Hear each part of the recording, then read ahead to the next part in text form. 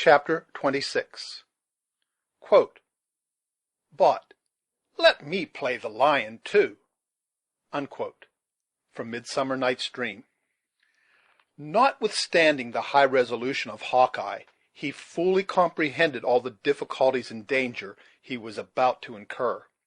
In his return to the camp, his acute and practised intellects were intently engaged in devising means to counteract the watchfulness and suspicion on the part of his enemies, that he knew were in no degree inferior to his own. Nothing but the color of his skin had saved the lives of Magua and the conjurer, who would have been the first victims sacrificed to his own security, had not the scout believed such an act, however congenial it might be to the nature of an Indian, utterly unworthy of one who boasted a descent from men who knew no cross of blood. Accordingly, he trusted to the withes and ligaments with which he had bound his captives, and pursued his way directly toward the center of the lodges. As he approached the buildings, his steps became more deliberate, and his vigilant eye suffered no sign, whether friendly or hostile, to escape him. A neglected hut was a little in advance of the others, and appeared as if it had been deserted when half completed, most probably on account of failing in some of the more important requisites, such as wood or water. A faint light glimmered through its cracks, however, and announced that, notwithstanding its imperfect structure, it was not without a tenant.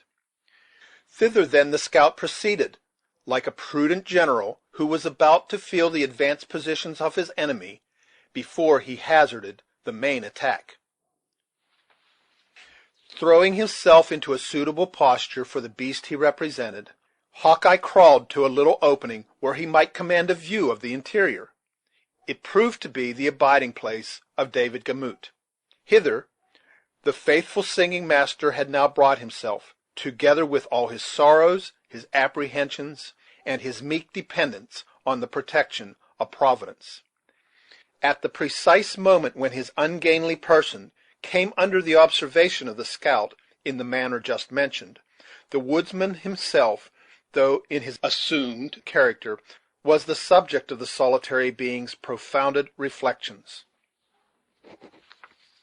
However implicit the faith of David was in the performance of ancient miracles, he eschewed the belief of any direct supernatural agency in the management of modern morality. In other words, while he had implicit faith in the ability of Balaam's ass to speak, he was somewhat skeptical on the subject of a bear singing, and yet he had been assured of the latter on the testimony of his own exquisite organs. There was something in his air and manner that betrayed to the scout the utter confusion of the state of his mind. He was seated on a pile of brush, a few twigs from which occasionally fed his low fire, with his head leaning on his arm, in a posture of melancholy musing. The costume of the votary of music had undergone no other alteration from that so lately described, except that he had covered his bald head with the triangular beaver, which had not proved sufficiently alluring to excite the cupidity of any of his captors. The ingenious Hawkeye, who recalled the hasty manner in which the other had abandoned his post at the bedside of the sick woman, was not without his suspicions concerning the subject of so much solemn deliberation. First making the circuit of the hut, and ascertaining that it stood quite alone, and that the character of his inmate was likely to protect it from visitors, he ventured through its low door into the very presence of Gamut. The position of the latter brought the fire between them, and when Hawkeye had seated himself on end, near a minute lapsed, during which the two remained regarding each other without speaking. The suddenness and the nature of the surprise had nearly proved too much for, we will not say the philosophy, but for the pitch and resolution of David. He fumbled for his pitch pipe, and arose with a confused intention of attempting a musical exorcism. "Dark and mysterious monster," he exclaimed, while with trembling hands he disposed of his auxiliary eyes, and sought his never failing resource in trouble, the gifted version of the Psalms. I know not your nature nor intents, but if aught you meditate against the person and rights of one of the humblest servants of the temple, listen to the inspired language of the youth of Israel, and repent. The bear shook his saggy sides, and then a well-known voice replied, "Put up the tooting weapon, and teach your throat modesty. 5 words of plain and comprehensible English are worth just now an hour of squalling." What art thou? demanded David, utterly disqualified to pursue his original intention, and nearly gasping for breath. "A man like yourself, and one whose blood is as little tainted by the cross of a bear or an Indian as your own. Have you so soon forgotten from whom you received the foolish instrument you hold in your hand?" Can these things be? returned David, breathing more freely as the truth began to dawn upon him. I have found many marvels during my sojourn with the heathen, but surely nothing to excel this. "Come, come," returned Hawkeye, uncasing his honest countenance, the better to assure the wavering confidence of his companion. "You may see a skin which, if it be not as white as one of the gentle ones, has no tinge of red to it that the winds of heaven and sun have not bestowed. Now let us to business." First, tell me of the maiden, and of the youth who so bravely sought her," interrupted David. "Ay, they are happily freed from the tomahawks of these varlets. But can you put me on the scent of Uncas?" The young man is in bondage, and much I fear his death is decreed. I greatly mourn that one so well disposed should die in his ignorance, and I have sought a goodly hymn. "Can you lead me to him?" The task will not be difficult," returned David, hesitating. "though I greatly fear your presence would rather increase than mitigate his unhappy fortunes." "No more words, but lead on," returned Hawkeye, concealing his face again, and setting the example in his own person by instantly quitting the lodge. As they proceeded, the scout ascertained that his companion found access to Uncas, under privilege of his imaginary infirmity, aided by the favor he had acquired with one of the guards, who, in consequence of speaking a little English, had been selected by David as the subject of a religious conversion. How far the Huron comprehended the intentions of his new friend may well be doubted, but as exclusive attention is as flattering to a savage as a more civilized individual, it had produced the effect we have mentioned. It is unnecessary to repeat the shrewd manner with which the scout extracted these particulars from the simple David.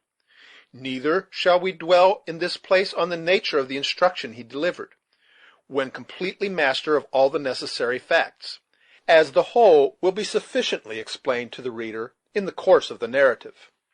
The lodge in which Uncas was confined was in the very center of the village, and in a situation, perhaps, more difficult than any other to approach or leave without observation. But it was not the policy of Hawkeye to affect the least concealment.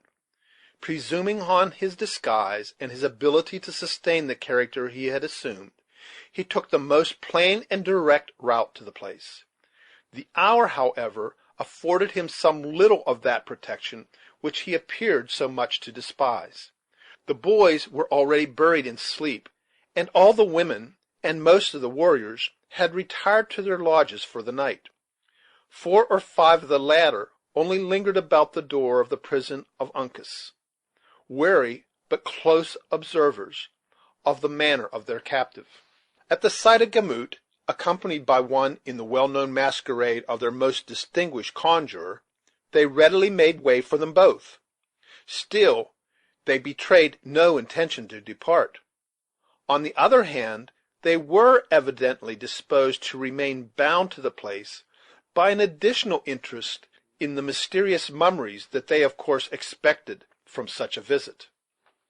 From the total inability of the scout to address the Hurons in their own language, he was compelled to trust the conversation entirely to David. Notwithstanding the simplicity of the latter, he did ample justice to the instructions he had received, more than fulfilling the strongest hopes of his teacher. "The Delawares are women," he exclaimed, addressing himself to the savage, who had a slight understanding of the language in which he spoke.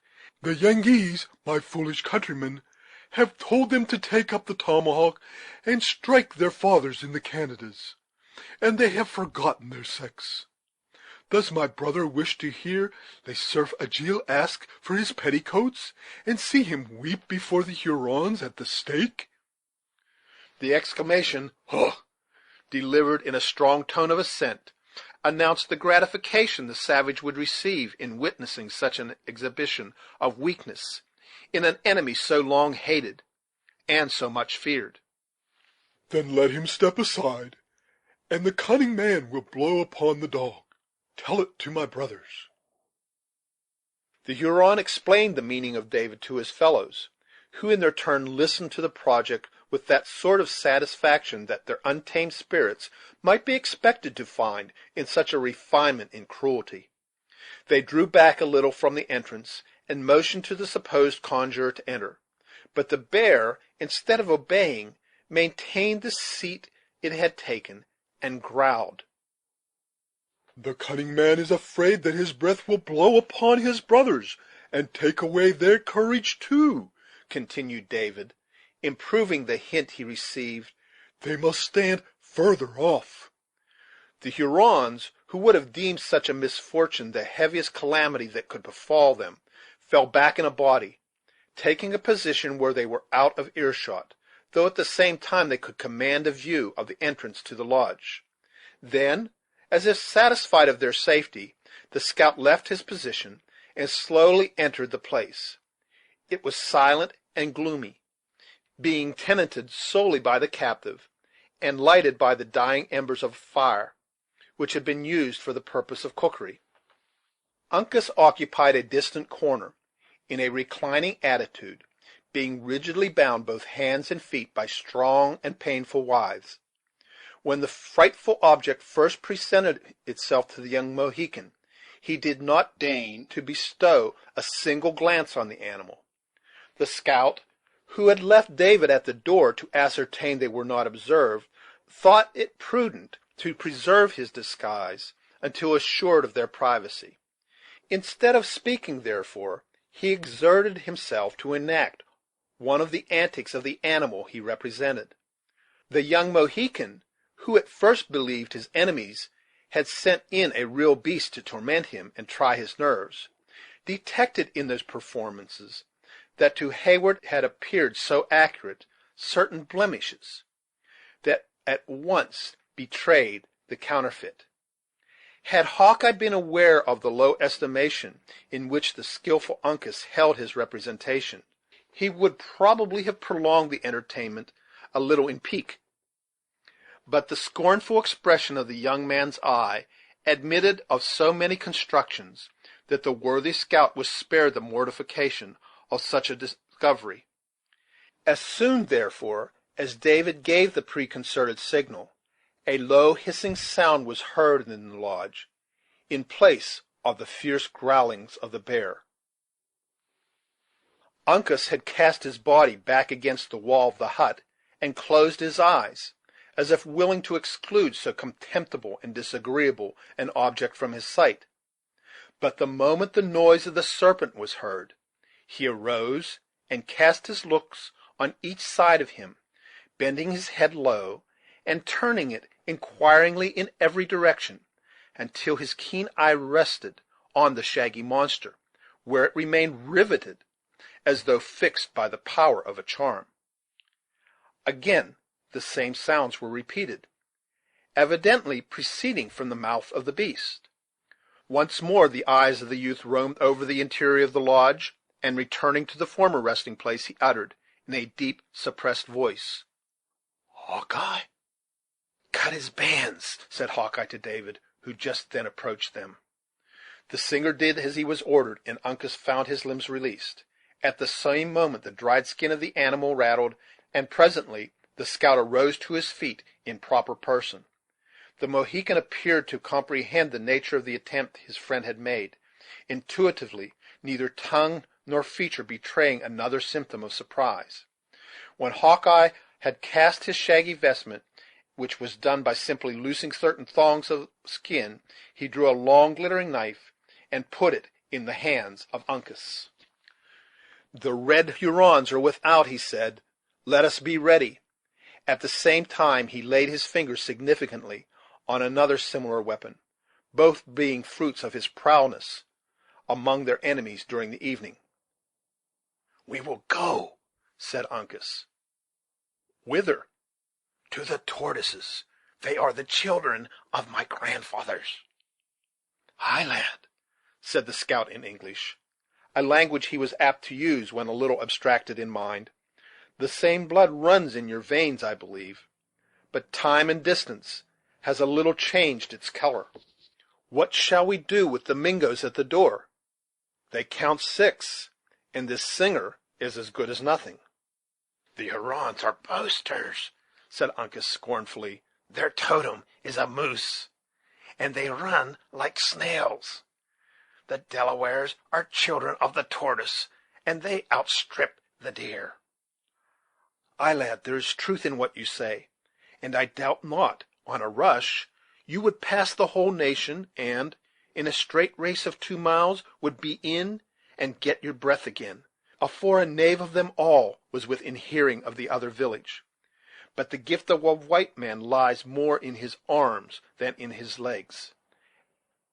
As for myself, I can brain a Huron as well as a better man, but when it comes to a race, the knaves would prove too much for me." Uncas, who had already approached the door in readiness to lead the way, now recoiled and placed himself once more in the bottom of the lodge. But Hawkeye, who was too much occupied with his own thoughts to note the movement, continued speaking more to himself than to his companion. "After all," he said, "it is unreasonable to keep one man in bondage to the gifts of another. So, Uncas, you had better take the lead, while I will put on the skin again, and trust to cunning for want of speed." The young Mohican made no reply, but quietly folded his arms and leaned his body against one of the upright posts that supported the wall of the hut. "Well," said the scout, looking at him, "why do you tarry? There will be time enough for me, as the knaves will give chase to you at first." "Uncas will stay," was the calm reply. "For what?" "To fight with his father's brother, and die with the friend of the Delawares." "Ay, lad," returned Hawkeye, squeezing the hand of Uncas between his own iron fingers, "'twould have been more like a Mingo than a Mohican had you left me; but I thought I would make the offer, seeing that youth commonly loves life.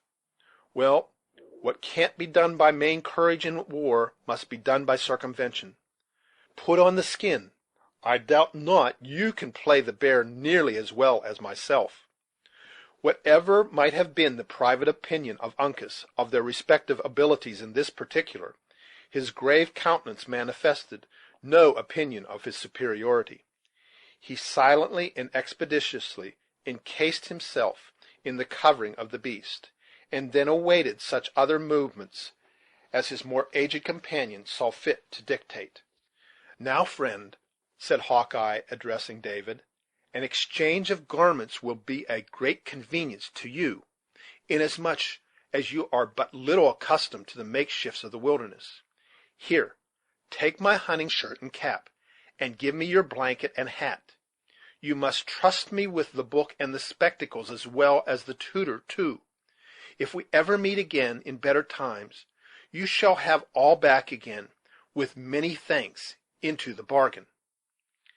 David parted with the several articles named with a readiness that would have done great credit to his liberality, had he not certainly profited in many particulars by the exchange. Hawkeye was not long in assuming his borrowed garments, and when his restless eyes were hid behind the glasses, and his head was surmounted by the triangular beaver, As their statures were not dissimilar, he might readily have passed for the singer by starlight. As soon as these dispositions were made, the scout turned to David, and gave him his parting instructions. "Are you much given to cowardice?" he bluntly asked, by way of obtaining a suitable understanding of the whole case before he ventured a prescription. My pursuits are peaceful, and my temper, I humbly trust, is greatly given to mercy and love," returned David, a little nettled at so direct an attack on his manhood. "but there are none who can say that I have ever forgotten my faith in the Lord, even in the greatest straits." "Your chiefest danger will be at the moment when the savages find out they have been deceived. If you are not then knocked on the head, your being a non-composer will protect you, and you'll then have a good reason to expect to die in your bed. If you stay, it must be to sit down here in the shadow, and take the part of Uncas, until such time as the cunning of the Indians discover the cheat, when, as I have already said, your times of trial will come. So choose for yourself, to make a rush, or tarry here." "Even so," said David firmly. "I will abide in the place of the Delaware. Bravely and generously has he battled in my behalf, and this and more will I dare in his service." "You have spoken as a man, and like one who, under wiser schooling, would have been brought to better things. Hold your head down, and draw in your legs. Their formation might tell the truth too early. Keep silent as long as may be, and it would be wise, when you do speak, to break suddenly in one of your shoutings, which will serve to remind the Indians that you are not altogether as responsible as men should be. If, however, they take your scalp, as I trust and believe they will not, depend on it, Uncas and I will not forget the deed, but revenge it, as becomes true warriors and trusty friends." "Hold," said David, perceiving that with this assurance they were about to leave him. "I am an unworthy and humble follower of one who taught not the damnable principle of revenge. Should I fall, therefore, seek no victims to my manes, but rather forgive my destroyers.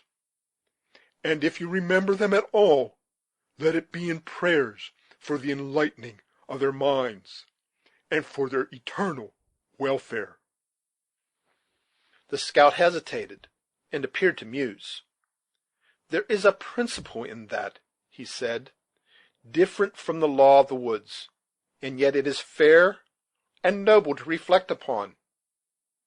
Then, heaving a heavy sigh, probably among the last he ever drew in pining for a condition he had so long abandoned, he added, "It is what I would wish to practice myself, as one without a cross of blood, though it is not always easy to deal with an Indian as you would with a fellow Christian.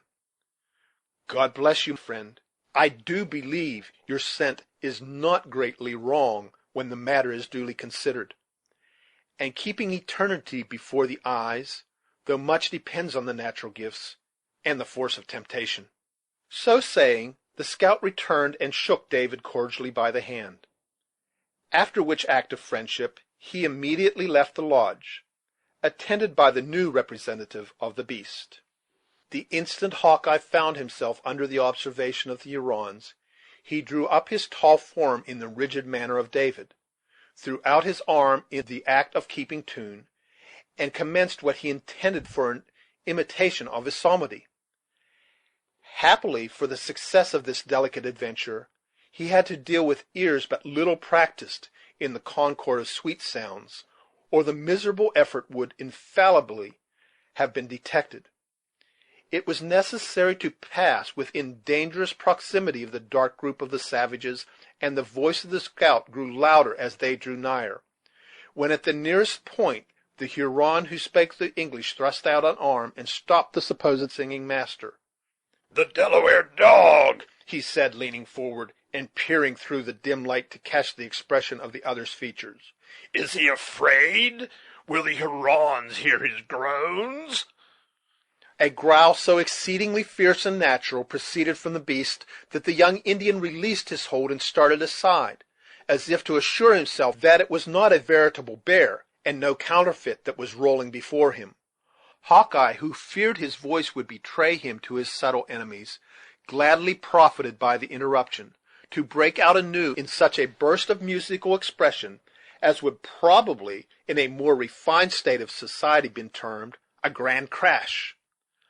Among his actual auditors, however, it merely gave him an additional claim to that respect which they never withhold from such as are believed to be the subject of mental alienation.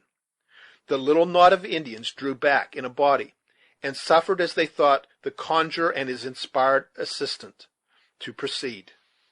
It required no common exercise of fortitude in Uncas and the scout to continue the dignified and deliberate pace they had assumed in passing the lodge, especially as they immediately perceived that curiosity had so far mastered fear as to induce the watchers to approach the hut in order to witness the effect of the incantations.